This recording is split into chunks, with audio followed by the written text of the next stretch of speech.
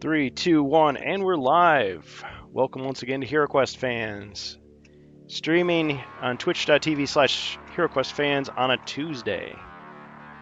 The only reason where I'm doing this extra stream is because I'm hoping that maybe we can cover a little bit more territory in the Frozen Horror for the release of Rise of the Dread Moon officially on July 17th, 2023. Shout out to Carl Casey at White Bat Audio for the great music. We're listening to 80s horror synth, dark synth mix, Nightmare.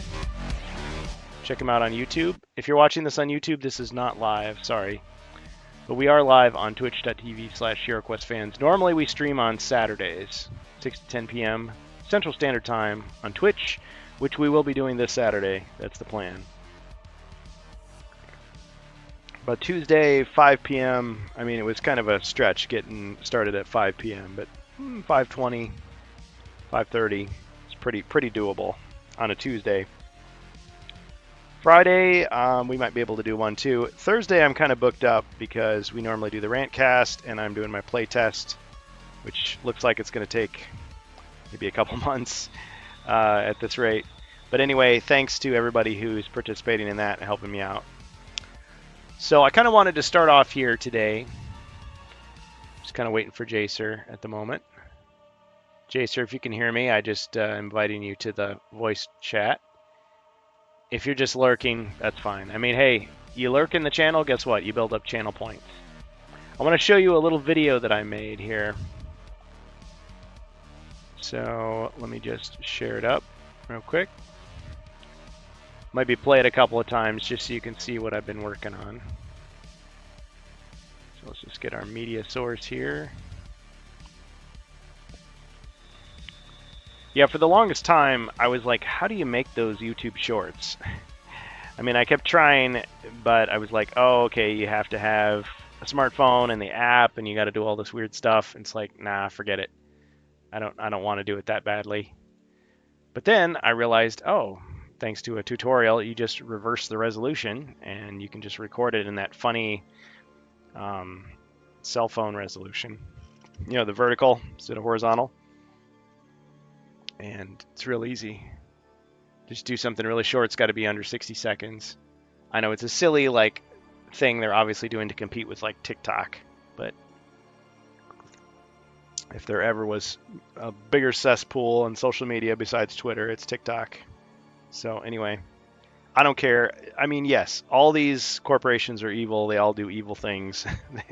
They all only care about money. But some of them have just really been on the radar lately. So I'll just say that. I mean, I'll use the platform that helps me do what I need to do as painlessly as possible. People always complain about the platform they're on. But anyway, the point is, I want to show you something here. And you can check it out, see what you think. Welcome to HeroQuest fans. Participate in the Twitch play that live stream. This is just like a tutorial kind of thing. Go down to your chat. What we do on this stream at the bottom. Mine is unlimited, but mute that for a second. Probably have to turn the music down. All right, hey Elverg. Have 16,000 channel points, but I'm saving them to drop some extra Spectre Dread Cultists all at once. I think I have enough. Technical difficulty and ads. Yeah, welcome Elverg. So we were having a spirited discussion on HeroQuest fans Discord, and I think a lot of great points were raised by him and by CKashem. And yeah, it may have come across that I was kind of being a little bit whiny and complainy, because the fact is, Rise of the Dread Moon is finished. There's nothing we can do about it. It's already done. People have it. So there's going to be no last minute fixes or changes. It's not like they're going to mail out an extra book saying, oh, this is what we meant. At best, they could release a digital playtest, kind of like they did for Into the Northlands for the Frozen Horror. But as was pointed out to me, and I've made the point myself enough times, not everybody gets that. I mean, most people who are going to buy these things are just going to see it online, or they're going to see it in a store, and they're just going to buy it based on the name and what they see on the back of the box. That's how they make their decision. So they've already got HeroQuest. They liked it. Oh, a new HeroQuest product. That's cool. So yeah, as far as saving up your channel points for crazy stuff, I mean, by all means. I mean, I could always raise the prices if it gets too out of control, right?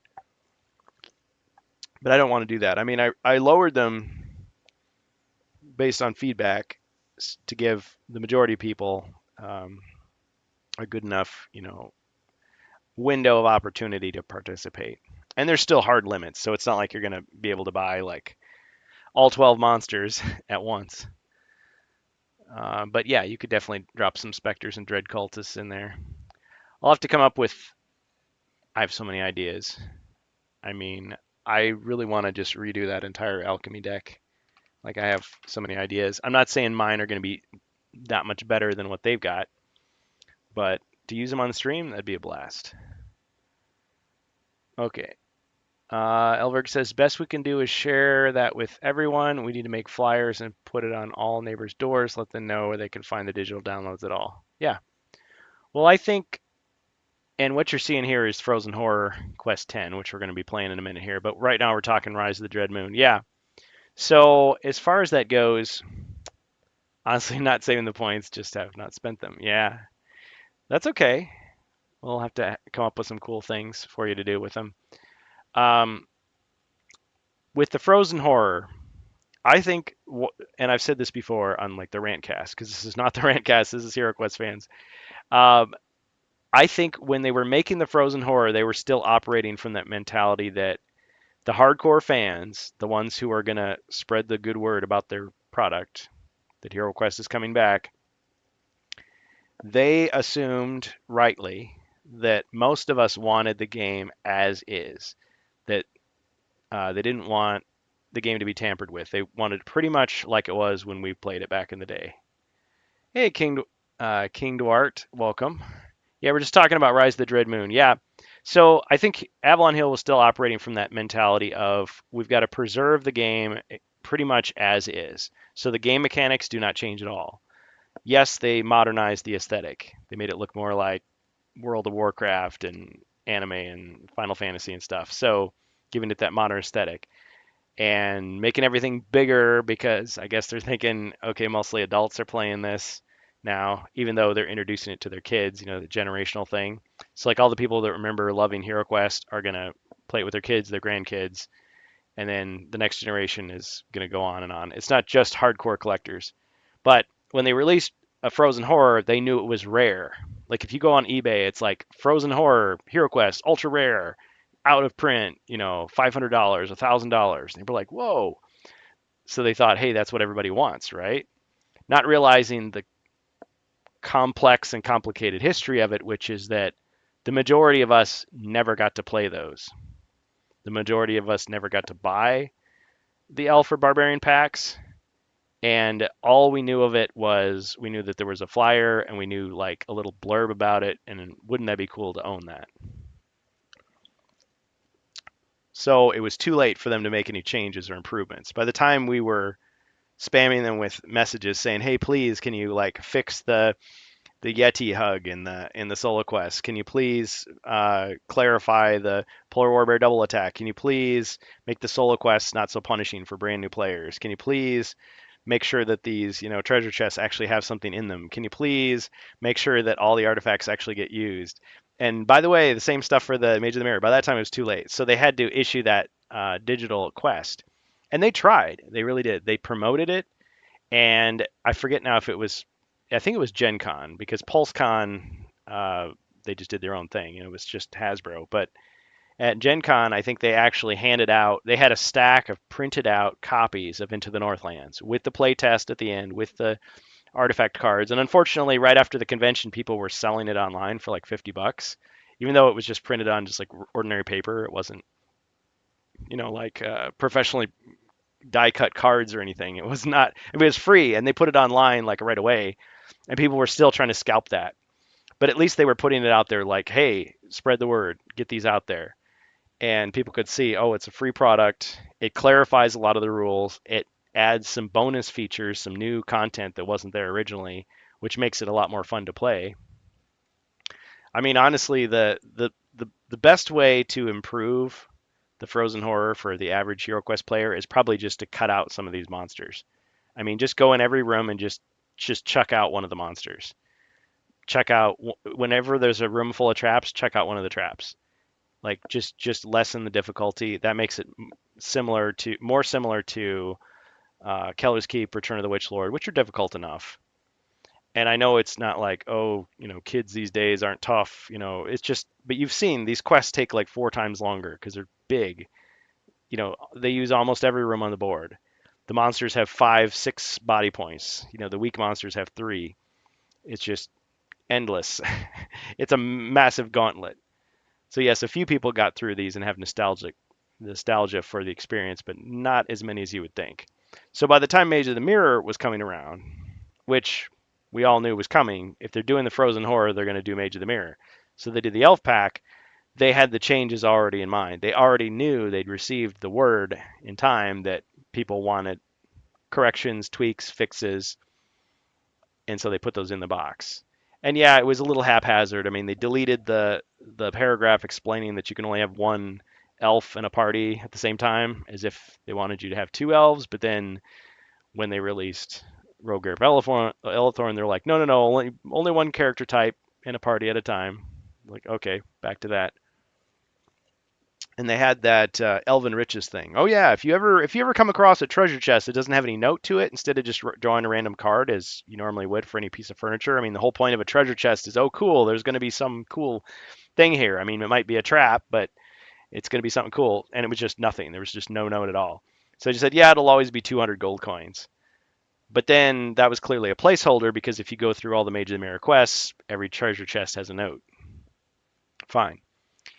So now with Rise of the Dread Moon, they're making a new product. There's no nostalgia to back it up.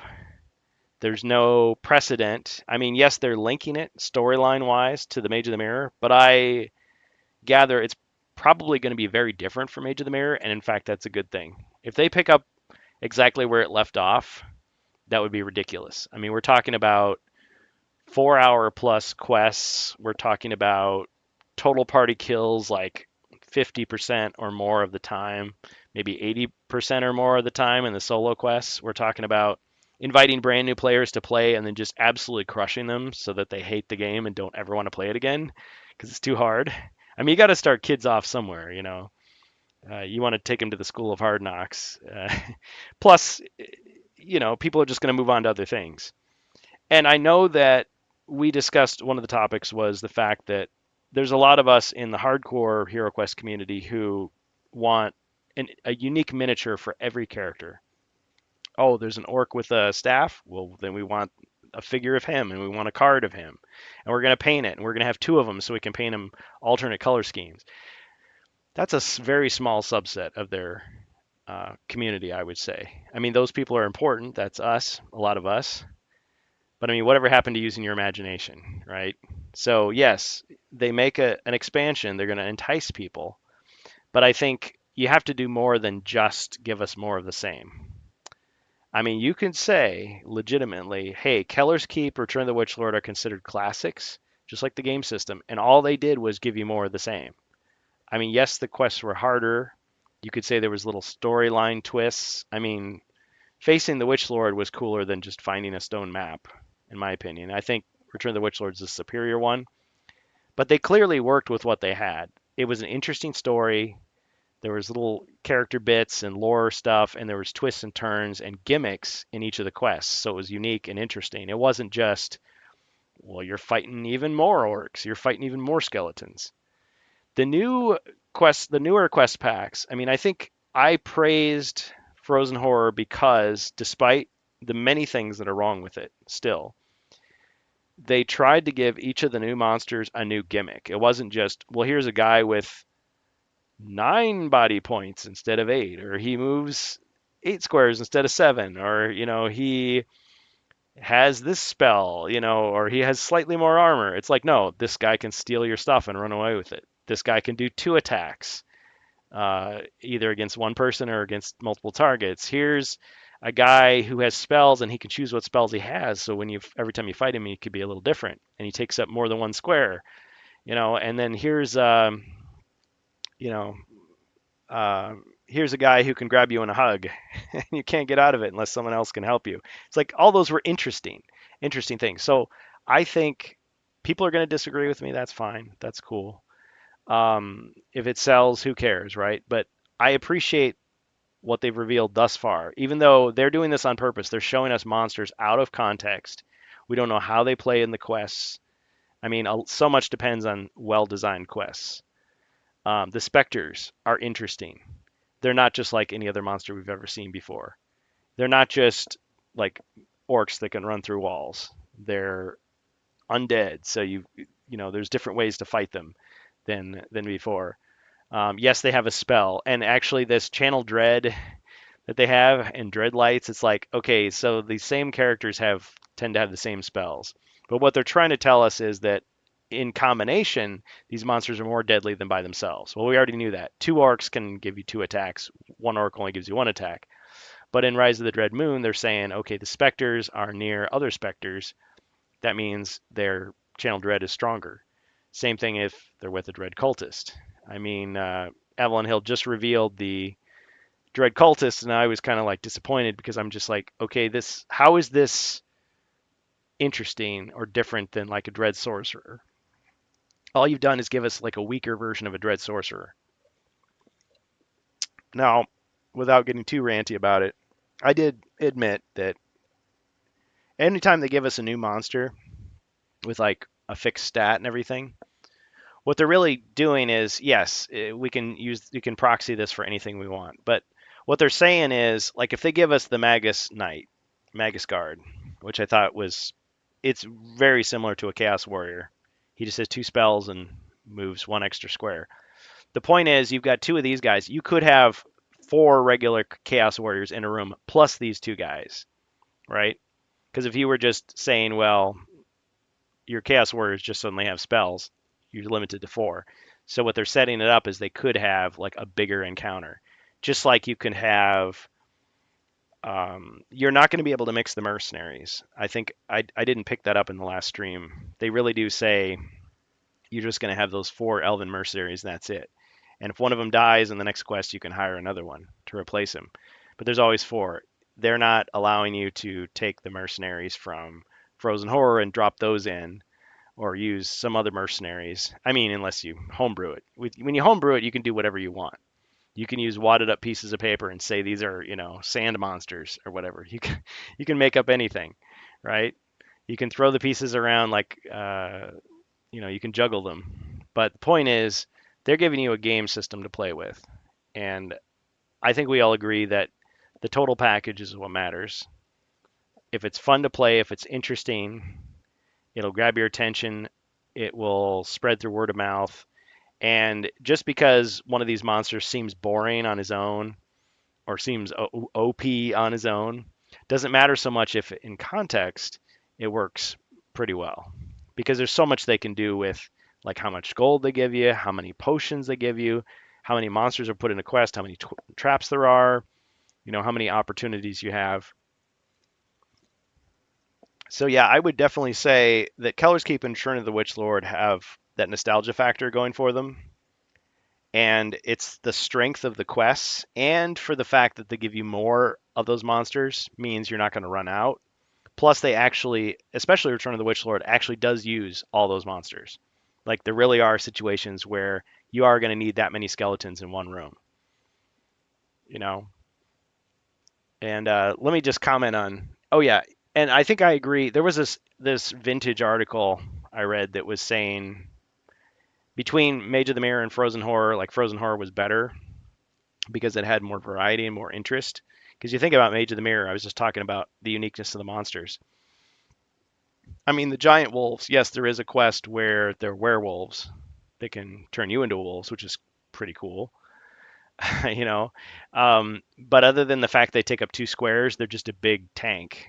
That's it. I mean, they're still fairly unique, but I mean, they don't have an interesting gimmick like the Frozen Horror monsters. And the elven archers and the elven warriors are just like evil mercenaries. I mean, okay, they have more body points but less defense. So they're kind of more of the same.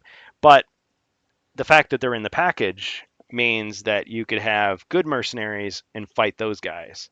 Like the problem with the evil mercenaries is, well, what if the heroes hired all of them? Now there's Zargon doesn't have anything to put on the board. Well, he can still substitute these guys because they're really close. And the fact that they look like elves, I mean, that's cool, but imagination. So let me just address some of the comments here. I appreciate all the feedback. No, it helped me clarify too, because I was thinking about it, and it's like, why am I so worried about this? Because there's 12 monsters in the new pack. 12 monsters. I mean, think about it. That's like less than were included in Keller's Keep and Return of the Witch Lord, or Frozen Horror. I mean, well, they weren't all the same amount of monsters, but you could have like 20 monsters in a package. I mean, there's more monsters in the game system, so I would not be surprised at all if you're fighting a mixture of creatures. I mean, it's true, Return of the Witch Lord was mostly undead monsters, but still, I mean, that's those three types of undead. Plus, you had Chaos Warriors, Gargoyle, the Witch Lord himself, various Chaos Sorcerers. So yeah, we just don't know. I mean, the couple people that have shared the unboxings have just not shared what's in the box as far as the quests go because they didn't want to spoil it, and that's cool. That's fine. We're 6 days away. So Elverg says it's probably a good thing that we're seeing Prophecy of Telor next. I agree. That could help buffer the time for Rise of the Dread Moon feedback to set in before the next new release, even if that's against the Ogre Horde. I agree. Because we pretty much know that they have three that they're working on, like one that's finished, one that's in the testing stage, one that's in the, I don't know, whatever stage. So Prophecy of Telor, everybody's just kind of assuming they corrected the typos and added the cards, and who knows what else is in there. But yeah, it was well received. A lot of people pledged, including myself, primarily because of that, the availability of that quest book. It was like, oh, Stephen Baker, who is he again? Oh yeah, he's the guy that invented HeroQuest. I mean, not all by himself, but he was kind of the face of the game. Obviously, he had a lot of help. He didn't do it all by himself. Somebody had to design the miniatures and the artwork. Games Workshop, Gary Chalk, Brian Ansell, all those people. And it's not a one-person deal now, but the fact that the guy that worked on the original game is back, like that was a big, cool thing. And I think when Rogar's Hall came out, I don't know about other people, but I was kind of like disappointed. I'm like, this is overkill. This is kind of crazy. Like, no one's going to want this as their first quest. This is just kind of a fun throwaway thing. And at the same time, I feel bad that it's not included in the app. I feel like they should add it to the app. It belongs there. I mean, it's probably going to be a nightmare for them to program because how do you program the fact that, people die and then you give them a potion and they just come right back? Like, I guess you just have a pop up screen saying, hey, did your hero die? If he did, take one of the healing potions out of the deck and say that Mentor healed him. Okay, you can do that. And I was kind of thinking, well, what would they do with Rise of the Dread Moon? Would they, the underground market, like, how are they going to handle that in the app? Then I thought, well, it's actually not that tough. All they'd have to do is just have a screen pop up saying, hey, refer to page whatever of the quest book and buy your stuff. Because with the mercenaries, they just had little check boxes like, okay, you bought all 12 of them. Be sure to subtract that from your gold. But I mean, the alchemist shops aren't in there. The armory isn't in there. You do all that stuff yourself. You just figure it out because they assume that you have the physical game. So yeah, I agree with you, Elverg, about Prophecy of Telor, and we don't know when that's coming out yet. But yeah, I would not be surprised if it was another legacy product. Like I would love to see like all the old stuff re-released. And yes, it is true that as with Frozen Horror and Mage of the Mirror, they can't rely on nostalgia alone to sell it because not as many people had these, and there are some issues if you're going to be playing under the North American rules. So they should make some tweaks and adjustments and updates. And yes, they got to decide how are they going to fill up the box with little odds and ends. Like I don't mind getting new miniatures. That's cool. And for the sake of people that missed the HasLab campaign, I'm all for just cramming those in wherever you can find an excuse to do it. Give us Sir Ragnar in his own pack, whatever. Who cares? Give us the female zombies. That'd be fun. But at the same time, even though there's that, it's like that's for people who want it. For people who don't care, they can still just make up their own quests. They can proxy their own miniatures. They don't have to buy, every variation. Like here's an orc with knee pads, and here's an orc with a flail, and all this stuff. But yeah, I mean, I was half joking and half not joking that I wanted to see a Games Workshop like collab where they come out with actual Chaos Warriors, actual Famirs or something. And it's like, oh, that'll never happen, right? But I can still dream. Elberg says Mage of the Mirror and Frozen Horror feel like a polished version of the quest we designed as kids. They were meant to be meat grinders. Yeah. How do you make a Hero Quest adventure harder? Put in more monsters, make the monsters stronger, make the traps more unforgiving. The problem is you're going from one level of quality to the next. So it's like you're playing Super Mario Brothers and it's a hard game. Okay, you're playing Super Mario Brothers 2, you're playing Super Mario Brothers 3. Then they come out with another Super Mario Brothers. Oh, they actually did this. Super Mario Brothers 2 in Japan. They just made the game that it was like the first game, but it was like way harder. Not so hard that people hated it, but the fact that they decided to take a totally unrelated game and convert it into Super Mario Brothers 2 for the American audiences, even though um, a lot of the American games were much harder than the Japanese versions, just because they knew that like people were going to be renting the games, and so they didn't want people to be able to just beat it in a weekend. They wanted people to actually buy it and not feel ripped off. And then, well, and they wanted you to call the game counselors and buy Nintendo Power and all that. So I guess there's more to it, but yeah, the fact that they just give it to you and they give it to you like really difficult. Yeah, I really feel that about Crypt of Perpetual Darkness, which is COPD, which sounds like a heart disease. But yeah, it felt like this is a quest where they just ramped up the difficulty. So it's like a little kid is going to do this, so they'll do it to you too. And it's a little memory, but it's just not as fun. I mean, we've tried to make it fun by adding our own homebrew rules. We've split up these adventures over many sessions. We've had audience participation, so we can handle it. We can handle the worst quest that you throw at us. We could do Rogar's Hall on here. And I'm not saying it's the worst quest, but I mean a quest that would be designed to frustrate the average player, we could do. It just might take us a month to finish it. So, yeah, good point. And Jacer says, yes, it's crazy long, only one wandering monster and or subtract one monster from multiple monster rooms. Yeah, talking about Frozen Horror and Mage of the Mirror, making them more playable for the average player who's played the game system, maybe Keller's Keep, Return of the Witch Lord. It's like the heroes are powerful with a crossbow, battle axe, a longsword, plate armor, helmet, all the artifacts, but they're not that powerful. Like they still are going to die a lot, and they can buy all the mercenaries they want, and they're going to die a lot, and they're going to go through a lot of potions, as we've seen. So yeah, if you subtract monsters, you maybe cut the number of monsters in half, or maybe even by room in half. I mean, think about it. Some of these quests have like 100 body points worth of monsters, 100 or more than 100. Think about how hard the trial was, and it had no traps or secret doors, and it had like 37 monster body points. Think about that. I mean, yes, you had basic heroes, but still. Yeah, so you could hire 12 mercenaries and you're still going to be having a hard time. And yeah, some kids love to sit down. I mean, think of all the D&D players, kids or adults, who will sit down and play for 8 hours. And then they'll stretch it out over months or years. But HeroQuest is billing itself as the starter game, as the beginner, as the casual game, as the simple game. And here they are veering off.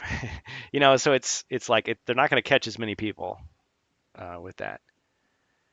And then Elberg says you could also have a quest where you use a merc and you have two Magus guards who assist you in the party as you wade through uh, Dread Warriors, the Elves of a History, and Mage of the Mirror of different uses throughout the quest. Yeah, but I'll bring you back to Mage of the Mirror. In Mage of the Mirror, you had the giant wolves, 3 of them. You had 4 ogres. You had Sinestra herself. You had, in the original version, because they don't actually use the extras, 2 elven warriors, 2 elven archers. But that's not all you faced. You also faced other types of enemies from the game system. So I don't expect it to be exactly like Mage of the Mirror, but I expect that you'll also face generic enemies. There's no reason why you wouldn't. Storyline wise, I mean, Zargon's forces are working with the Renegades or the Sinestra faction, whatever you want to call them, of the Elven Kingdom. So it's not just going to be elves. I mean, they could do it that way, but just imagine a quest with only 12 monsters. It's pretty small, right? I mean, yes, they can recycle them. You clear out one room. Oh, there's the same complement of enemies again. They could do all kinds of things. But they're only giving you 4 mercenaries. Think about that. I mean, think about the level of hero that we're talking about here. We're not talking about heroes that are even more powerful than the ones who would have been able to beat Mage of the Mirror. Who, okay, in the original version, they had no mercenaries. In the remake version, they're saying, yeah, if you happen to have the Frozen Horde, go ahead and use your 12 mercenaries. It's like it's hard enough that that's not going to break the game. It's not going to make it too easy. I mean, you might just barely make it out alive with that many mercenaries. But now they're just erasing that and saying you've got 4. That's it. And they're saying, well, presumably the knight subs in for one of the heroes. I mean, okay, 7 body points. He's pretty strong, right? So you could sub him out for the dwarf and not miss a beat, except that he's not going to be able to disarm traps as well as the dwarf. And I like the dwarf. Cheers, Dead Gamer. So there's that. Or maybe the knight. I mean, they don't say, 2 to 6 players, but you can always control more than one hero. You could have the knight along with you. But yeah, could monsters double as good guys? Yeah, absolutely. Mage of the Mirror did that too. There was a part where some of the elven archers switch over to your side under certain conditions. And Spirit Queen's Torment gave you like friendly orcs, but I mean, orc has only 1 body point. They're pretty weak. So it was more of a case of like, here's an NPC that you want to protect kind of thing. So yeah, there's a lot of unknowns, but hopefully they write really good quests. So any other shortcomings of the expansion we can overlook easily. They can build that goodwill. They'll make more stuff. And I mean, I'm not saying I want it to fail so that they'll focus on legacy stuff. I mean, the legacy stuff, I'm sure they'll do if they think there's a demand for it. But which is more work, to tweak an existing quest or write a brand new one from scratch? I guess it depends on who you ask. But you don't have the same kind of negativity towards the European packs, I think, as towards the North American packs. I mean, if anything, I've heard people bash Wizards of Morcar. They said, well, it's too hard. The assets are more just for your imagination to make your own adventures. There's some stuff that isn't explained. It's too short. I mean, 5 quests, but still. Let's see. So Jacer says, yes, it's a Chaos Warrior with spells, but also an elf with better speed, extra defense, and extra body point. Well, here's the thing. You guys all saw how the companion app has those toggle switches where you can have advanced goblins and advanced skeletons. Like, there's no new miniature for that. There's no new card for that. And you drastically changed the character. I mean, think about that. If all the skeletons can suddenly attack diagonally, or all the goblins can attack, move, or move, attack, move. And the app also lets you not only double the number of wandering monsters, which that doesn't really change the monster. You can add a mind point. You can add a body point. You can add an attack die, a defend die. So if you did all that, you've changed all the monsters now. Do you need miniatures of all those creatures to be like different? Like, oh, these are mega orcs that have bigger armor and they're smarter and they're stronger. All this stuff and all these things together. No, it's just an enhancement to an existing character. My point is, obviously they want to sell products. And there's 2 ways they can do that. One is to gather more fans to buy the game system and maybe get interested in a few of the expansions, or to just keep making endless expansions to the same group. Like, I think they're probably smarter to expand. Like, get all the people that had HeroQuest back in the day from all those countries around the world who are going to introduce it to their kids, and then just show it to people who never had it before. Do that. As opposed to just saying, okay, well, no, no, no, I'm only going to target the people that already had it and just sell them expansions forever and ever.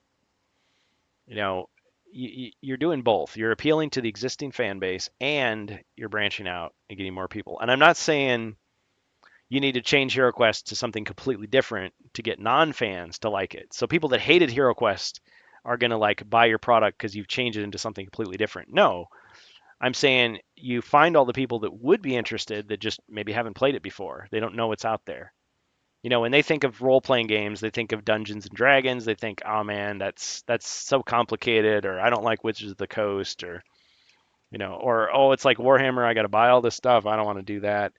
It's like, no, just get your foot in the door and say, "Here's your game system." And if that's all they want, and they're just going to make the rest up themselves with pencil and paper, it's fine. Move on to the next person. Get the next person going. I think the fact that it's so easy to mod and there's so many free mods out there already is just a plus. So you're not missing out, you're not losing anything by doing that.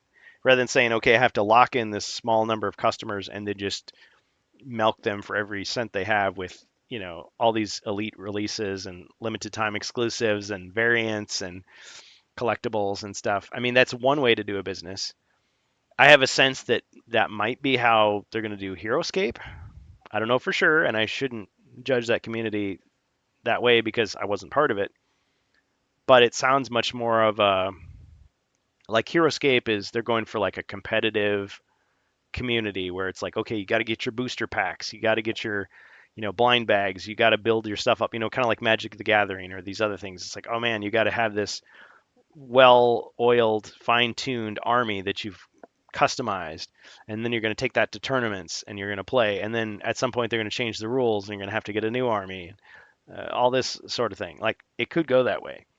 HeroQuest, I don't think we have to worry about that because it's a board game and Zargon just does whatever he wants. But to get people to actually buy those pieces rather than say, gee, this looks stupid, I can just do it on my own way better than this. Like I don't need this. Like you have to create compelling stories, interesting characters, not just interesting models, although that is important to get people's attention. Yeah, so all those on-off difficulty switches, but it's like, okay, so if I take an orc and I give him one more body point, have I made a new monster, a new character? I guess in a sense you have, but I was hoping for more creativity. So when I saw the cultists, dread cultists, and I saw the Magus guards, I thought the only thing that's compelling about them to me right now is the fact that it's a cool looking design, and there's more of them. Okay, so instead of 4 Chaos Warriors, you've got 6. Instead of 1 Dread Sorcerer, you've got 5. Like that's how I look at it. Not just because they look similar, but because their stats are similar, their concept is similar. Whereas the Dread Cultists, yeah, they're more different because their stats are knocked down. They're like a weaker version. So instead of 1 guy that's like really powerful, you've got 4 guys that are wimps. But I'm assuming that they're going to combine that with other monsters. So you'll have them supporting a Dread Wraith or supporting the Specters. Like that could be interesting. Squads, kind of like you were in the original game. That's how it was supposed to be. You're supposed to have goblins led by orcs, led by Famirs. Chaos Warriors or gargoyles leading undead monsters. Like that's a cool way to do it. So you got your fast monsters, you got your medium monsters, you got your strong monsters. Maybe you've got a guy in the back throwing spells around. Something for everyone. Like that's a cool thing. I mean, I don't expect you're just gonna open a door and it's like, oh, there's one specter and you kill it, and then you go to the next room. Oh, there's another specter and you kill that one, and then you go to the next room. Like, probably not. I mean, maybe that's a solo quest, but not the way HeroQuest is typically played. Cheers, Dead Gamer. You want to make it hard, but not frustrating, and just grueling like these 2 packs, Frozen Horror, Age of the Mirror. And that's the thing. They did what they could to massage those packs into process, but I don't think they're going to copy them. I mean, we speculated early on, and pretty much all my speculations were wrong. Nearly everything I guessed about, I was wrong. I was wrong, wrong, wrong. I thought they were going to use the template of those hero packs, and this was going to be the Night Quest adventure.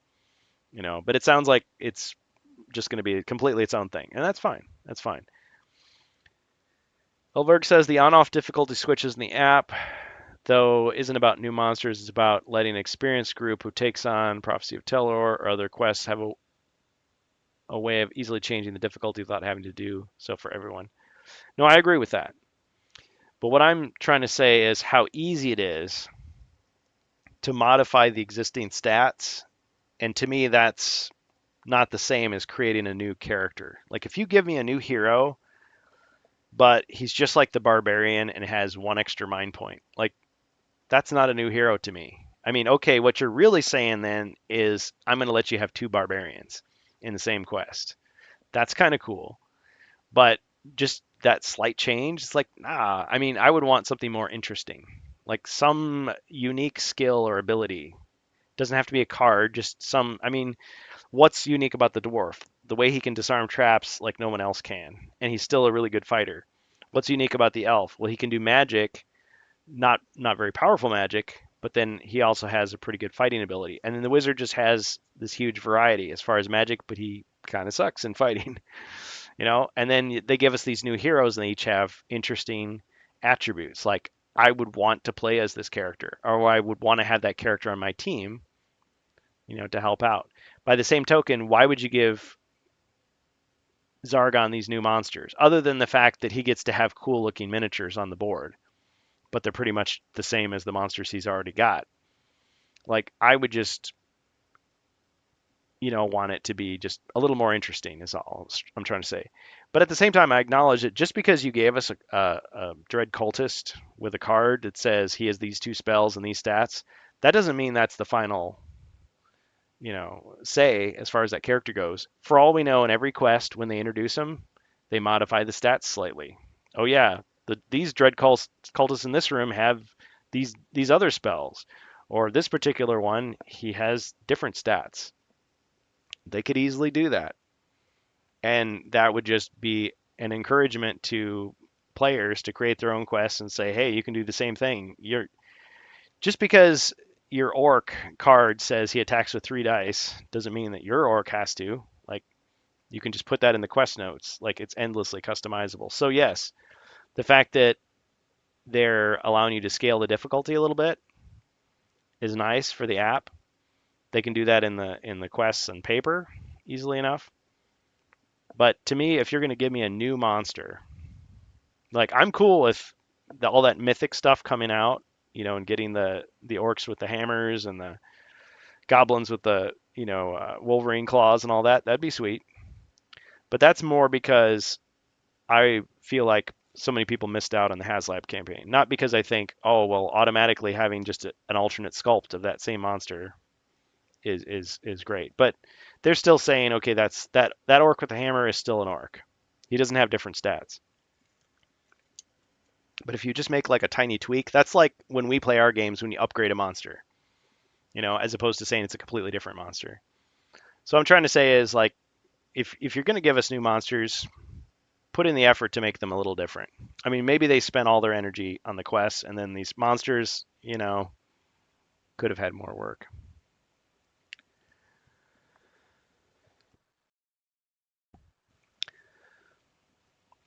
If the Magus Guard was 4, so 4 movement, 3 attack, 3 defend, and 3 mind, would it have been better? I mean, it could have been anything. You're going to give me an armored elf. What does an armored elf do? Like he could be anything, right?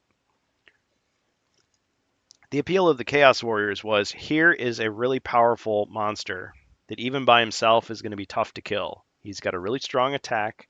He's got really strong defense because he's got armor. And quite often, he'll have a magical weapon, meaning either he has some special ability himself, or when you kill him, he's going to drop some magical artifact. So it's like, oh, big reward if I take him out. Okay. So, and then, the storyline about the Doomguard and all this stuff and Zargon's elite force. So you've got the mystique about them. So these Magus guards, I mean, they could be anything. It's just like, oh yeah, this is, janitor number one, janitor number two, traffic cop number one, traffic cop number two, construction worker number three. It's like, okay, well, yes, these are the guys that you encounter in the city. Okay, but why is this guy going to be more compelling than some other character? What is fresh and new about this besides just his look? So it's like, okay, he's got some spells. Well, that's cool. One last, your comments on Magus Guard being not much more than a Dread Warrior would be like saying that we shouldn't have gotten a GK because it's just the Dwarf, or Guardian Knight with different abilities. Well, I'm not just basing it on the stats. Although, what more is there to the Magus Guard other than one square of movement? Oh, because elves are fast and he has two spells. Listen, I'm sure the average buyer probably won't think too hard about it, and maybe I'm nitpicking, but how is the Guardian Knight different? Let's see. He starts with a shield, so that makes him different. He has got the 3 skill cards. That makes him different. He wears armor with no penalty. That makes him different. He doesn't have the ability to disarm traps. So, yes, I'm not saying just because they both have 7 body points as their maximum that they're the same. They're very different. 2 spells. I mean, I don't even count the 1 square of movement. Yes, if they had changed all his stats, then yes, he's a different character. But the fact that he's just a Chaos Warrior with 2 spells, I mean, it's not even like that interesting of spells. It's Ball of Flame and Tempest. I mean, those are fine. But I would see that more as you go into a quest and here's a monster, and then in the notes they put that down. Now, by putting these stats and spells on the card, that does in theory free up Zargon to do more stuff because now he can focus on all these detailed quest notes that you have instead of having to go, oh yeah, this guy has this stuff, and you have to keep repeating it over and over again. It's already on the card. You just assume that's what he's got, and then the notes modify it. That's cool. That's fine. So they may have done it strategically so that they could free up space to devote, because there's only so much room on those pages. Like they don't want to have you flip through 5 different pages on one quest. It's going to be like 1 or 2 pages that all the notes are going to be there. So yes, it could be just conservation of text or whatever. So there may be a good reason they did it. I'm just saying they chose to release it to us this way, bit by bit, out of context, and have us react to it. It's like, okay. Plus, I guess now the Guardian Knight is part of the adventure. We don't know how he fits in, though. I mean, did you see any special rules saying this is how the Guardian Knight is used? Sounds like he's just kind of thrown in the box. I mean, unless there's some quest where he appears as a special character, doesn't seem like that at all. He's just in the box, and if you happen to want to use him, you can. Whereas the original Guardian Knight was just like, kind of, here he is. If you want to use him, you can. There's no special rules like in Spirit Queen's Torment, unless I missed a page. There are 4 cultists in the world. I can lead them. Yeah, so that's what I'm thinking, Jacer. I'm thinking it's less important that the cultists have these abilities and more the fact that there's more of them. So you can have a dread cultist right next to a dread sorcerer, just like you can have a magus guard right next to a chaos warrior. Like you've created a new monster type, so you could put them together. Because if you're just gonna if they're never gonna meet, they're never gonna be in the same space. Why even have them at all? Yes, I know it's an aesthetic. You can say, hey, some people like to paint their miniatures. Maybe they want the board to have a certain theme. Everybody looks like they're from the Elven Kingdom. Okay, everybody looks like they're undead. They have a theme going. That's fine. That's fair enough. But I'm just saying, another thing that I'm saying is space is at a premium in these boxes. I mean, it almost sounds like with a lot of these releases, okay, they've decided on 2 sizes of box. The Mage of the Mirror box size, and then the Keller's Keep box size that's smaller. So in the bigger box, they cover everything they need to cover, and now they've got some extra space. So what do they put in? They put in some extra dice. They put in some extra furniture. I mean, they could put in some extra characters. Yeah, it takes time to design and everything, but if they're going to give us some interesting characters, they could be filler or they could be a little more interesting. Elberg says, if a couple more abilities than the dwarf doesn't make the Guardian Knight more appealing, I guess I could see that a Magus Knight isn't more compelling than a Dread Warrior. Well, a hero is a character that you're going to be taking through several quests, in theory, right? And I would say the Guardian Knight is quite different from the dwarf. If he had, I don't know, 5 body points instead of 7, would that have made him instantly like much improved? No. I think they gave him enough variety that there could be compelling reasons to pick the knight or to pick the dwarf or to want to have them both in the game. Whereas with the Magus Knight, he's objectively superior to the Chaos Warrior. There's no reason to ever pick the Chaos Warrior if you have the choice between the two. He's just the cat. He has everything the Chaos Warrior has and more. Now, once he uses up his spells, he just moves 1 square. So it's almost like not even like it doesn't even matter. But the same can be said about the gargoyle. It's better than the Chaos Warrior. Why not always use a gargoyle? It's got 1 extra defense. Well, because, and welcome, Jacer. See, I just have to rant enough. Well, why would you do that? Well, they gave you 4 Chaos Warriors, so they wanted to be the gargoyle to be special. So, yes, they could give it to you every time, but there's only, only 1 to go around. So, yes, you could take that approach and say, well, they made the Magus Knight superior to the Chaos Warrior, so they'll only give you 2 of them instead of 4. So, yeah, you run out of those guys, and you're like, darn it, I got to use the inferior Chaos Warrior now, or Dread Warrior. Just mix and match. I don't know. So, do you think I'm totally off base? Do you think the Magus Guard is a worthy addition to the set, or would you have changed him up? I mean, I think the design looks awesome. I mean, the pointy ears are kind of silly, but it's distinctive.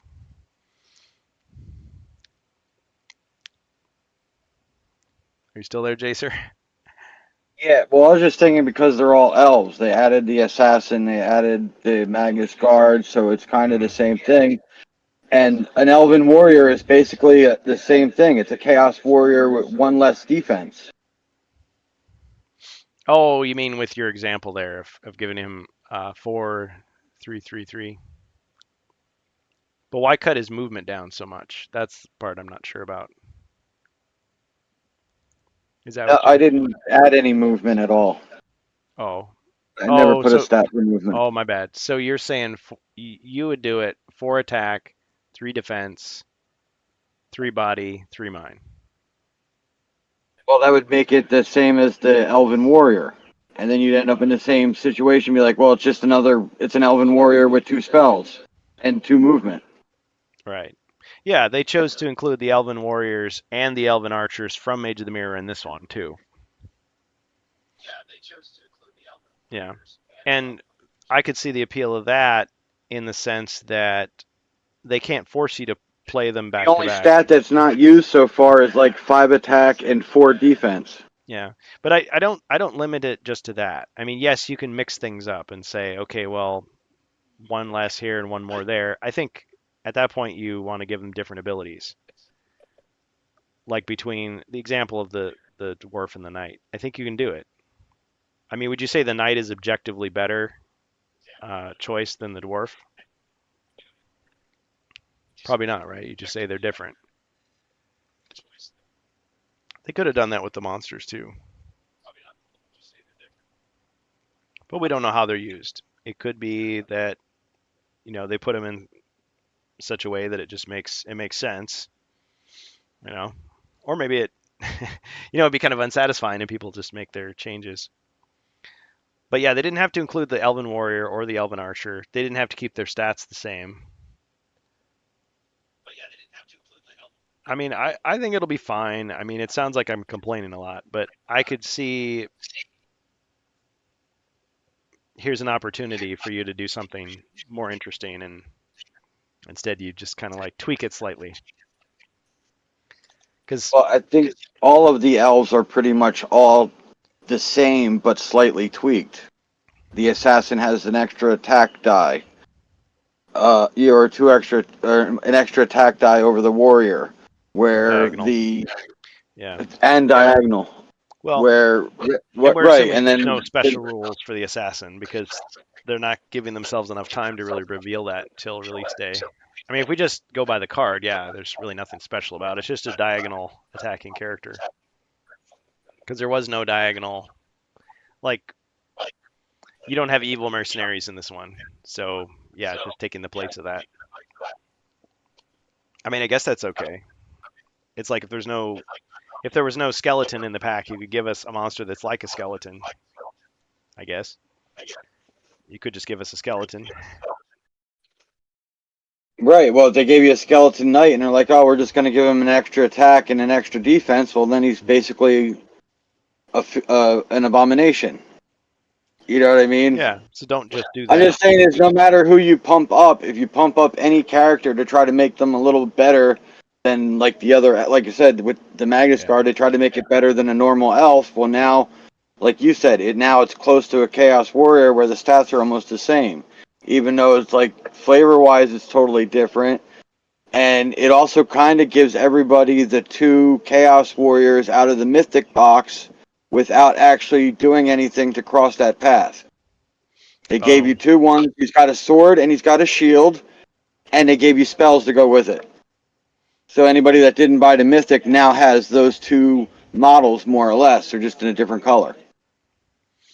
I could see that. Yeah, I hadn't really thought about it like that.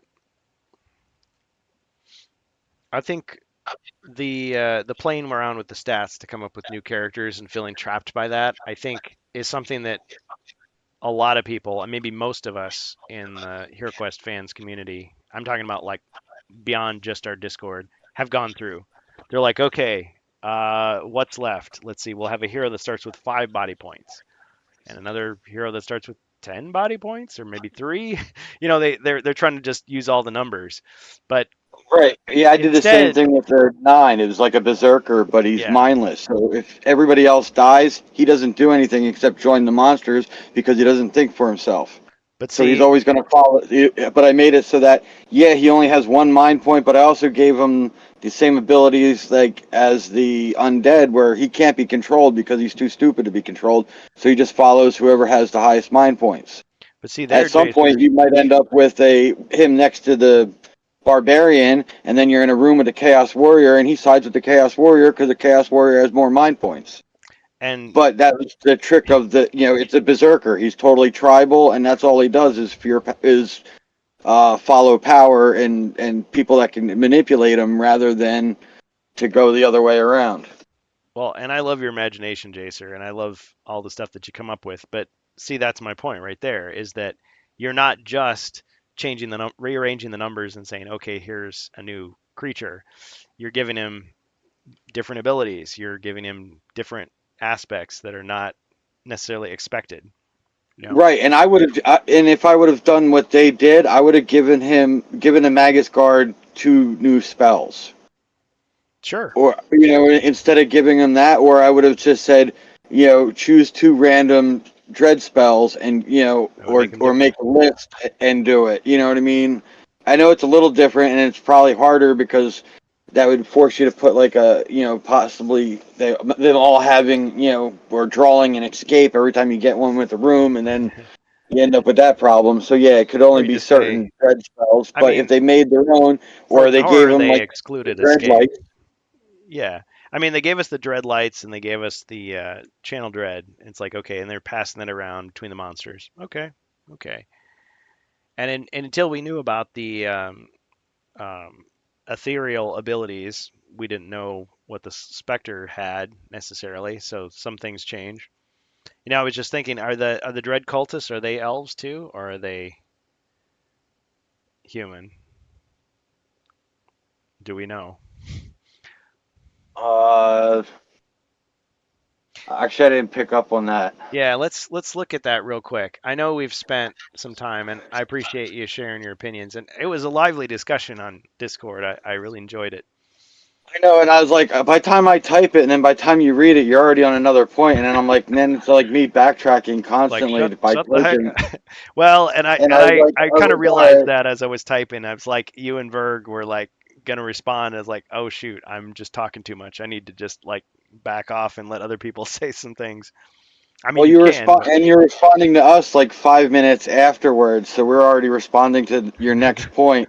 yeah, it's hard to do that in a text format. So yeah, we got to do the Oh, talk I show. agree, and I was like, you know what? I'm not. I'm just sitting here. My mic's not even muted anymore. I was like, Just tell him. I just ended up. I was just like, all right, I just got to say it and get it over with. And but that was only my point. Was like, how much could they have changed the Magnus Warrior so that it still felt like an elf? Yeah, You know what I mean? If they didn't raise the defense, then what's the point of them adding the shield to the model and making it look like a knight yeah, when it's just a warrior? And if they yeah, did something else, and if they raised the attack too high, then they're going to take away from the assassin that they just put in. I know he can do diagonal, but yeah. you know what I mean? And then, like I said, the addition of the Well, spells I actually thought was pretty cool because it's a consistent set. You see them, you know that, all right, they have this air fire thing, and they move from being an elf that only uses one element to kind of splitting off. So I like the whole lore, I like the theme of it, and I like the way everything works with it. mhm. I understand, like I said, the stats don't seem. They could have given him four body points maybe because all the other elves have three. Well, they So they could have could have given made him him stronger. They could have maybe made him not. stronger that way, and then he would have been stronger than Yeah. the Dread Warrior anyway. But like I said, I don't know if it makes it strictly better or whatever. But yeah, if you ever see four Chaos Warriors and a Magnus Guard, he's probably the leader. Yeah, maybe not 10 body points, of course. Well, and Verg brings up a couple other points here. He says, I think the Magus Guards were chosen as they were more themed to spells that elves would naturally cast. I have to disagree with that because, based on what? I mean, what is the lore of the elves? Are we assuming that they have fire and air? I mean, the only elf we've seen casting spells other than Sinestra is the elf, right? And he can use any of the elements. So why would it have to be air and fire? It could be anything. It could be nature I, spells, It could be the elf spells. Time, control of the moon. well, no, that he's saying that they were already probably able to cast those spells. You know what I mean? Yeah, but if you're making And it up, it can be anything you want it, it could right? be anything, but I think they wanted to use attack spells instead of giving them what you would traditionally take for an elf, which would be earth and water. By Well, giving them more of the air, you know, what I mean, to make them well, aggressive and oh seem yeah. like they would be You more evil elves, I guess, you pick by giving them water. attack. Yeah, you pick water or earth. You're not required to, but you pick those because they have healing, and that's just easier. I mean, with the Right. elf They have spells, two they want you to people. Right. pick like Time Stop and Hypnotic Blaze and Twist Wood. It's like there's no healing there. There's no attack there either. They're just buffs or I guess nerfs. So yeah, I mean they could have done anything they wanted, and they just yeah, sure, whatever. A monster having Ball of Flame or Tempest is not nothing. I mean that's a threat to you. Oh yeah, I mean, they could have given him fire wrath if they didn't want him to be as threatening. Yeah. They did give him the better of the two They could have given him a totally fireballs. unique spell, but I mean, they could have given him, I don't know, uh, Swift Wind, or they could have given him Firestorm. They could have given him Cloud of Chaos, Lightning, anything. He could have a summoning spell. He could have a brand new spell that was written specifically for the quest. They they they might have gone. They might have wanted lightning, but I think they They would might have have been too tested, powerful for lining them up. yeah, they might have That tested all thing. That's kinds of why they things. went with the more powerful of the fire I mean, I spells. appreciate the fact that they're also using what you already have. So I'm going back to the other point, which is you've already got the game system and everything in it. Why not use it? Um, so yeah, there's good to see on either side of it. I would not be surprised at all if there are some Magus guards that have different abilities than what we see on the card in the expansion. At least I would hope so. Oh, you're right, and it'd be easy to add in, like I said, like I was saying before, like having them to know that Yeah. the Dreadlight spell or something like that to make it better for them to hit you or better for the Isn't assassin isn't to hit you. Elathorn just the name of the Elven Kingdom, taken from Elathorn from Warhammer? I I believe so Yeah. because they were on. Because the cadre of the Ravens Vale is an organization that is behind the scenes protecting the interests of the Elven Kingdom, I guess, secretly. It's a secret society. It's not necessarily those four mercenaries. Like originally I thought Protecting. that's what it was. It was these four Yeah, guys, that's who they are. It's like no, it's a big organization. Elthorn is the kingdom. We know the elf can cast the spells.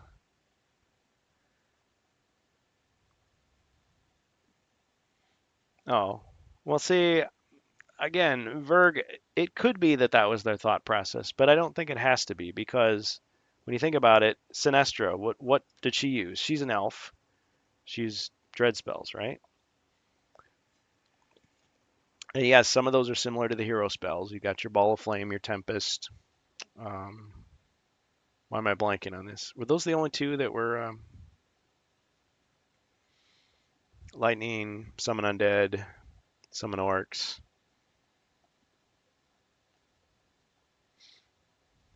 fear, command, firestorm, cloud of chaos, escape? Yeah, Elethorn. Yeah. Well, and they've also stated that they're trying to expand and develop the lore of HeroQuest. And they're not necessarily trying to just copy what Warhammer has or any other game. So, yeah, they make their elves kind of like tall and thin and graceful looking, but beyond that, we have no precedent for anything other than what we've seen in Mage of the Mirror, which might not represent the entire kingdom, just those characters, and then the hero elf, and maybe the rogue. you know, just like I always think about like in Star Trek, like you've got the Klingons and they're all warriors. Well, no, they're not all warriors. There's farmers and scientists and chess players and other types of Klingons out there, but we just happen to focus on this particular one. So it's like it becomes a stereotype of the character. But yes, it's true. HeroQuest is trying to embody these other fantasy things and remind you of other stories and like put you in there. So there may be similarities, but they wouldn't have to be. They could do whatever they wanted. I mean, the elf spells are pretty diverse when you think about it, and I wouldn't mind seeing some of those come into the hands of some of these characters. As it is, the only time you get to see those happen is if like the bad guy reflects the spell back at you. Then your wood might get twisted. That sounds bad. Yeah.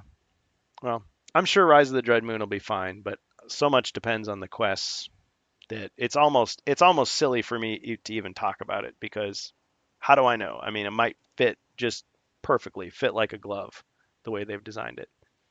And little minor things like this guy's, kind of boring don't even matter. But I'm just saying what I think, my reaction to it. And I forgot to share the image that Ribby shared. There was two pictures. Did you think that was computer generated, or do you think it's just the way it was shot? It just looked like too perfect to be just a plastic molded piece of plastic in my view.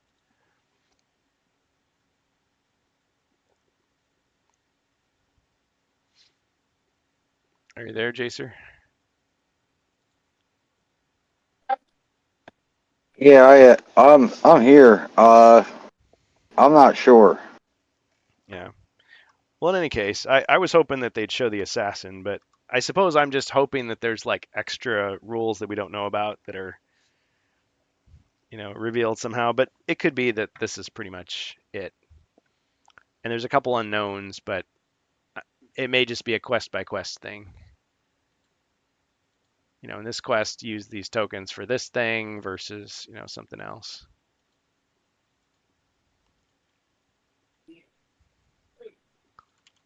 All right. Okay, so there's one of the pictures. So they Avalon Hill Discord did their yeah, it's like a really artistic picture of these guys. They did their poll and they decided, okay, more fans voted for the Dread Cultist, so there they are. I like the fact that they kind of evoke that original design of the Chaos Warlock, very similar, just like in the pose and everything. But I realize that that doesn't mean that this is the same character. It's a different character, obviously. But the emphasis is on the fact that he can cast magic. I mean, his stats are very similar to a skeleton, right? Right, But he's not undead, the, so and that's the reason I think that these guys are going to be in Prophecy of Telor as those four skeleton mages or whatever. oh, interesting. But since that's a separate box, you think we're gonna get like these same figures in there or similar figures? Well, I think for production, it would make the most sense to reuse the molds at least a second time. Then you're gonna have like 8 of them or whatever. Well, if you buy both this box and that box, yeah, you would end up with eight. The same way you end up with like eight skeletons by getting Return of the Witch Lord. Yeah. I have no problem with that. Or Even a if you're not second, going to paint your figures, having more of the same, that's fine. But yeah, yeah, they are going to have people that own different combinations of products, so they can't just assume that you have everything. Elberg says definitely no mold lines on those baddies, so if it's not digital, would have been digitally altered. Yeah, it's prettied up somehow. I mean, they look awesome in the picture. I think when they used the digital, they showed the digital images of like the Guardian Knight. They looked like you could tell. It looked like a Lego video game or something. It was pretty obvious. But with these, it's like okay, that card looks pretty real, but those shadows just look a little too generated. Like, I mean, even if they were made of metal and like spray painted, they look prettied up. Glamour shots. The glamour of evil. Got to resist it. So there you've got the Dread Cultist. So 7 movement squares. It's pretty good. Just like similar to a skeleton. 2 attack, 2 defense, 1 body, 2 mind. And I can't underemphasize the fact that the undead monsters are different from the greenskins. I mean, yes, the mind points don't always come into play, but now that we've got holy water as part of the complement taken from the European set, that's a thing. And the fact that you've got the spirit blade and the fact that you can't use sleep on them, all those things make them unique. So it's not just like, oh, you could just give a skeleton some spells because hey, you've got 4 of those already. 12 if you've got Return of the Witch Lord. So he can cast each of the following dread spells once per quest: Dread Lights and Channel Dread. So Dread Lights is the one where it's like, okay, all the monsters get a bonus if they attack this particular hero. So he's it, to use Gauntlet Legends terms.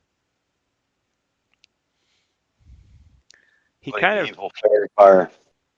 like an evil what? Fairy fire, Oh, okay. where you cast it and then you get. Well, I guess now it's advantage to hit Hmm. or something like that, or +1. Yeah, I don't know all the artistic inspirations, but he reminds me of all kinds of different characters I've seen. But yeah, it looks like he's wearing a mask. He's clearly wearing a mask that looks like a skull. It's not. He has a skull for a face. They look like human hands, but we don't know what else is under there. He could be an elf.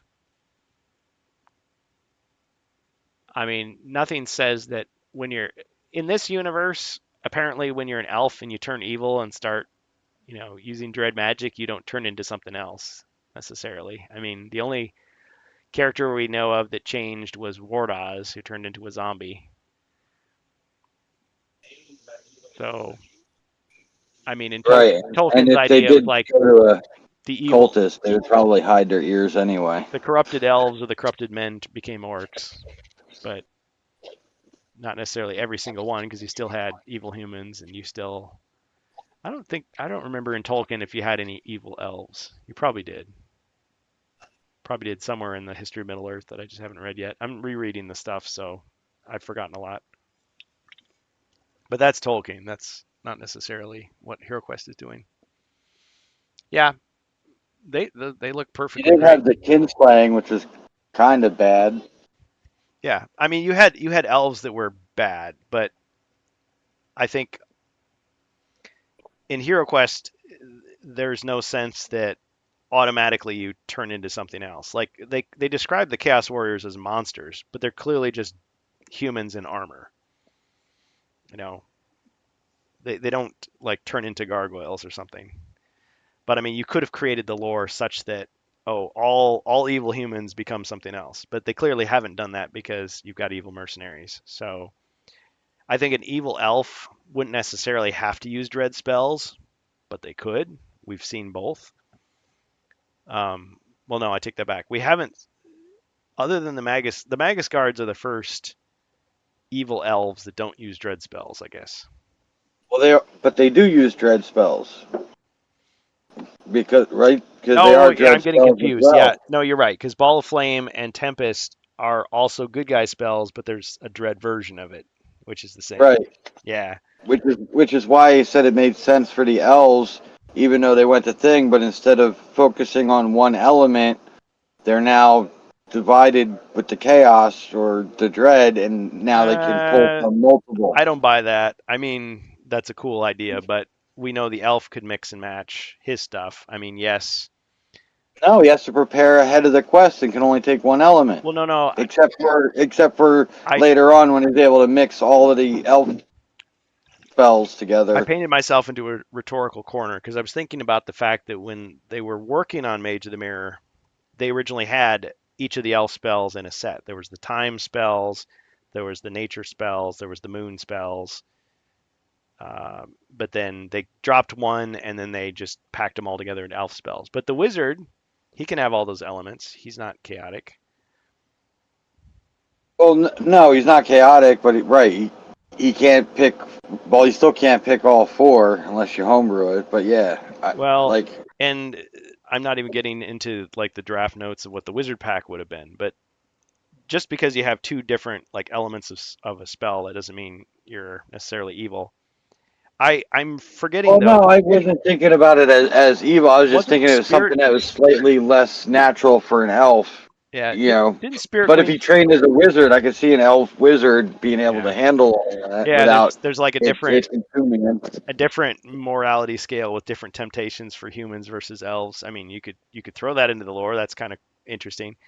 Tell me though, I'm forgetting all this because I'd never actually played them, but didn't Spirit Queen's Torment say something about, oh, they're experimenting with this weird combination of magic? And is that kind of where that's coming from? This idea that, oh, if you mix two kinds of magic, that's bad or something? Is that I kind of skimmed through it Spirit because I Queen's didn't Torment? want to didn't want to Spoil it. know too much of it in case I Yeah. ended up playing it at some point. I I think I criticized Spirit Queen's Torment just a little bit by saying it felt a little more removed from the Hero Quest lore. I mean, I kind of could praise it for the same thing, saying like, oh, he's trying to actually develop the lore, but I felt like, okay, Mentor is no longer in control. He has all these other magical people who are like managing things.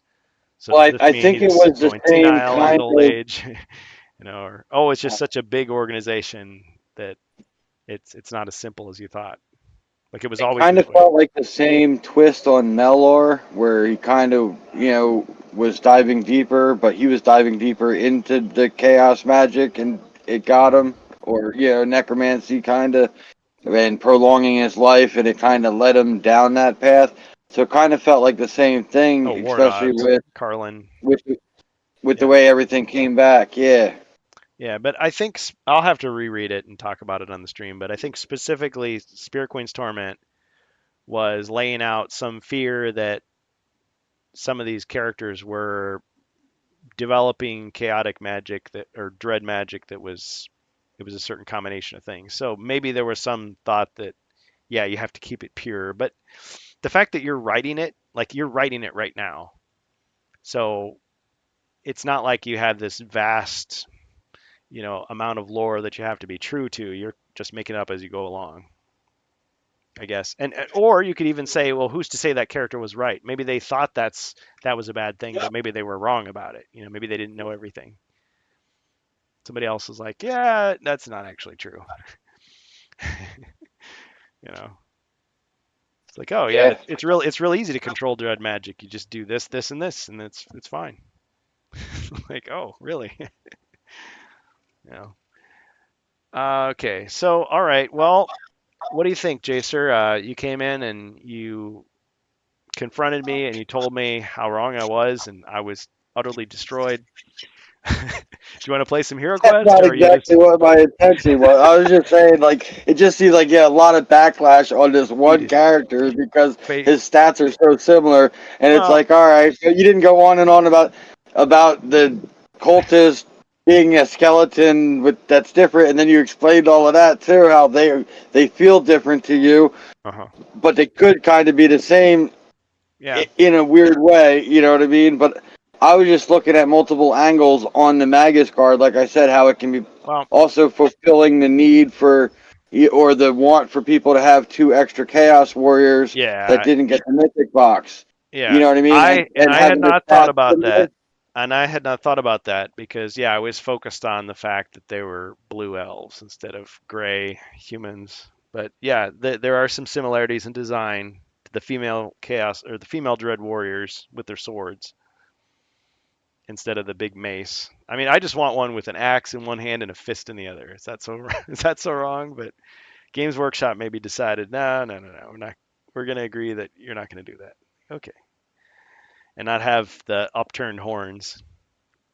See, it's the pointy ears are like the horns. Get it? Yeah. Are the Not too symbols of the bad, Dread man. Cultists familiar? They look like the triangle behind the symbol of the Lore Tome behind the eye. Well, it's the Zargon skull, pumpkin skull on the chest. What are you saying? They look like the triangle behind the symbol of Lore Tome behind the eye. Is that so wrong? And the belt and tabard. Oh, that little triangle thing. Is that what the mentor symbol looks like? They just took the eye away. Well, I guess this is my own headcanon or fanon, so it's not official, but I always just assumed that Zargon had his own version of Lore Tome. Uh, but yeah, I don't know. I mean, triangles are cool.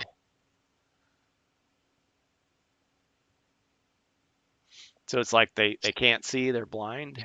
They don't have, it's like, is there symbolism behind it or are they just triangles are cool, so lots of people use them? Look at the figures. This triangle here, you're saying that's the mentor symbol without the eye? Like they cut out his eye. Ah, Oh, on the belt, the little triangle. little triangle. Or is that the Avalon Hill symbol? The little mountain? Could be an in Maybe it's joke. both. Yeah. And See then that right on the just looks and like then a the front of the robe has looks like it's got this a stylized triangle too. and they've got pointy heads, just like the Warhammer elves, except just not as pronounced. I know they don't have pointy heads; they have pointy helmets, or maybe they have pointy heads. Who knows? No, because the HeroQuest elf doesn't. Just tall hair. On the belt, on the robes, the bottom of the tabard, it's exactly as shown on Lore Tome. Okay. So they have the Lore Tome symbol on their belts, just without the eye. Yeah, and we don't know the significance of it. It's something stamped on the back of his book or on his. Does he have a What? pendant? Is he wearing a pendant too that has the same symbol? I forget. Because I mean, I feel like I have the imagery of the original game like burned into my brain, but the remake, not as much. I just kind of like, if it's not in front of me, I kind of forget about it. You could be right. So what does that mean? Does it mean he was working for Mentor and then he switched sides? Lore Tome has true triangles. That's half of that. Ah, so they only have half of the knowledge, The dark half and the light half. maybe. I mean, what is Lore Tome? It's a magic book, I guess, but he describes it in the original game as containing like what all the history or all the knowledge that of what's ever been known. So, but then he treats it like an oracle in the remake. It's like, oh, it changes It shape and only shows shows him things. certain, or it only So it's a shows in crystal certain ball. pages at certain times. Yeah, so it's like, is it a crystal ball or is it like history, like that he can read? Like, I guess it can be whatever you want it to be in the context of the story. But it's something that yeah guides the story along. So it's like Mentor knows things that not everybody knows, but he's not able to just he's not all powerful that he can just jump in and just do everything by himself. Like he still has to have the heroes do certain things for him. Elberg says probably has significance in magic in general. Yeah, sure.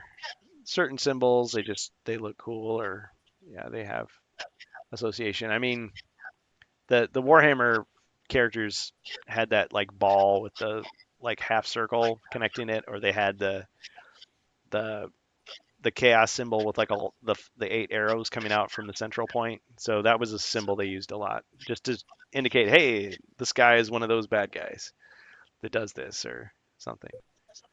Spellcasters typically deal in symbols and runes, so I find it interesting that it's the same, or at least a portion of it. Could be. When I first saw these guys and their scythes, I thought, oh, we've seen cultists and other like fantasy miniature stuff. It's like you've got the evil altar, and you've got the victim they're sacrificing, and they're like evil priests. They're like evil guys that summon monsters, and so maybe that's a sacrificial thing that they're doing, or maybe it's to collect herbs, or maybe it's just a ceremonial thing they've got.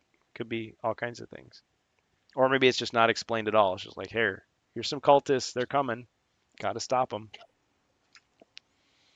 Where they cast the spell on you, because Yep. Yep. But I like the upraised arms because it reminds me of the Chaos Warlock. Yeah, and I'm sure it'll be fun to paint for people that like to paint. Lots of little doodads you can color. Yep. Well, so not a lot more. I don't think that was pretty much it. Just those two pictures. I didn't spend a lot of time on the Avalon Hill Discord looking for other things. You guys are pretty awesome about reporting it. So thanks to Ribby for posting about those. Did you want to play some Frozen Horror there, Jacer, or what do you think? yeah, I didn't mind it. Okay, cool. Let me just play that video real quick. I was gonna play that video. So I whipped this up the other day. New wave of pre-orders available from Hasbro Pulse.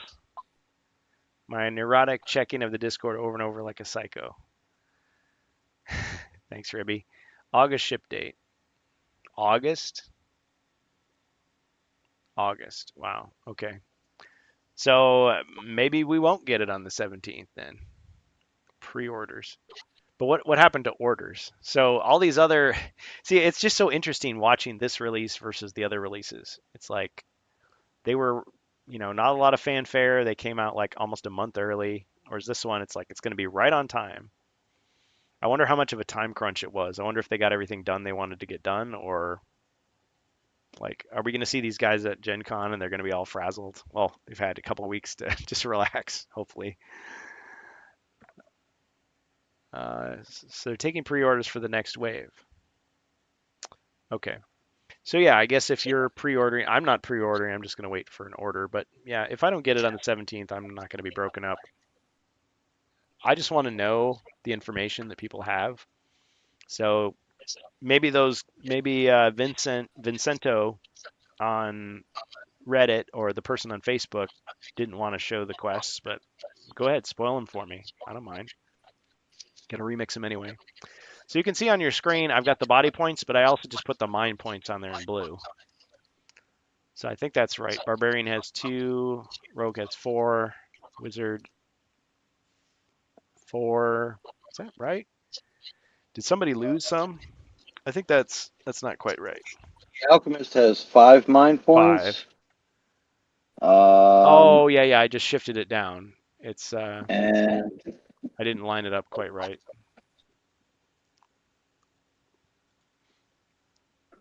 Yeah. Oh, I still got it wrong though. I think oh, I see. I switched them. I switched the elf and the wizard. So it should be 5 and 4, I think.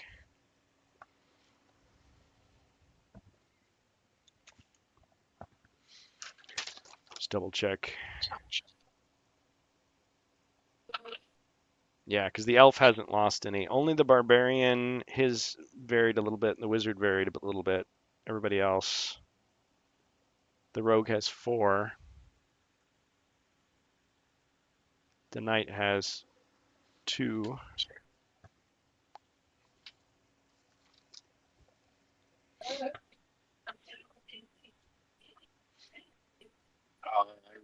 Elberg says it's why the EU dates changed from the original date too. the Yeah, Greater Restoration, did that heal? That healed all of his mind points too, didn't it? Or is that just all the body points? that's only body. I think you're thinking of the elixir of life. That restores everything. Okay. No, I wasn't sure about the Greater Restoration. Because I know the other one restored 1 mind and 1 body, so I didn't know if the Greater Restoration restored everything. Yeah, I can double check it. Fair point.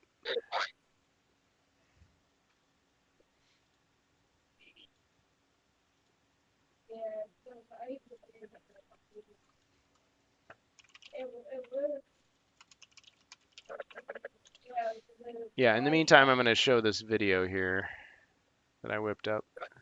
Welcome to HeroQuest fans. Participate in the Twitch live stream if I'm not controlling a hero. Go down to your chat in the Twitch page. At the bottom, mine is unlimited, but yours will show a certain number of gold coins here, channel points. I want to click here, and it doesn't cost real money. If you're a subscriber or a follower, you get more. You get a multiplier. But anyway, look at these options here. Oh, so you can use your gold coins. Interesting. Yeah, I had to turn up the volume on Twitch. So, okay. So, sorry about that. Let me just play the video itself. Maybe that would be Yeah, it's better. playing on Twitch, but not on Discord. Welcome to HeroQuest fans. Participate in the Twitch live stream if I'm not controlling a hero. Go down to your chat in the Twitch page. At the bottom, mine is unlimited, but yours will show a certain number of gold coins here, channel points.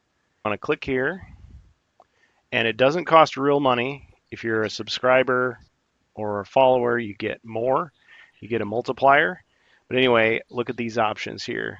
So you can use your gold coins to influence the stream various ways. So you can get a bonus monster for Zargon if you're trying to help the bad guys. You can buy a potion for the hero to help the good guys.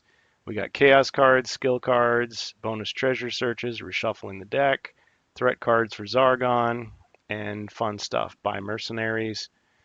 And of course, Zargon has the final say. And it's a fun way to participate, even if you're only going to be here for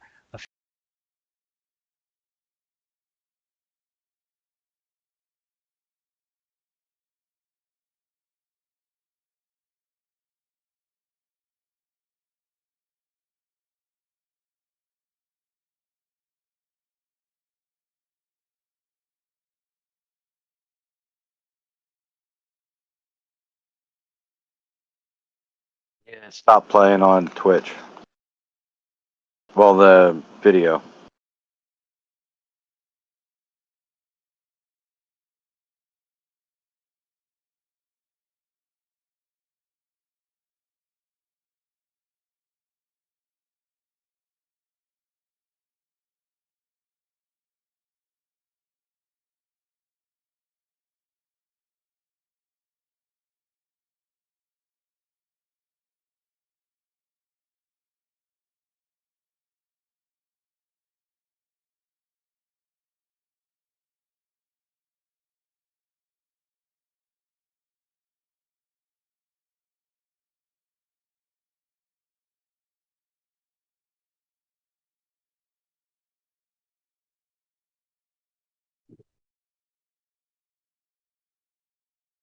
Yeah, I muted because I didn't want the echo from the feedback, but it stopped playing.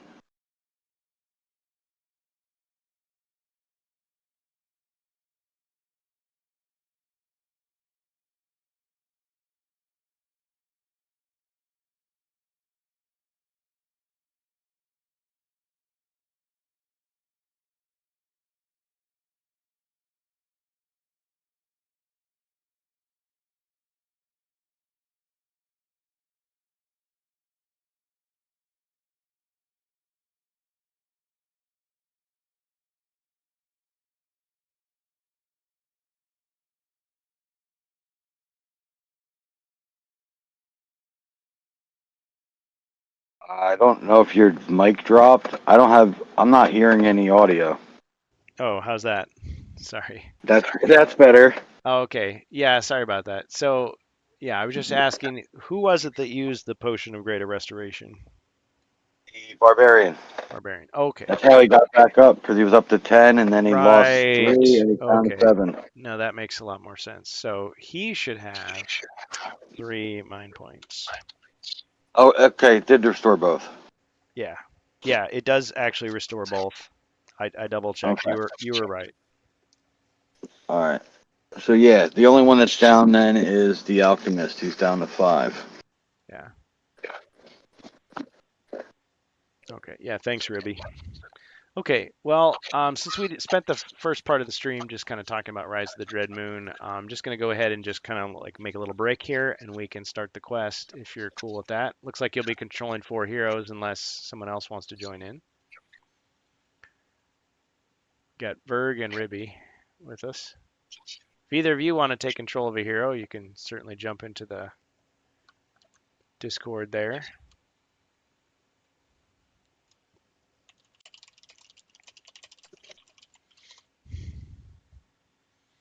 Okay, I'm going to stop the stream and restart it.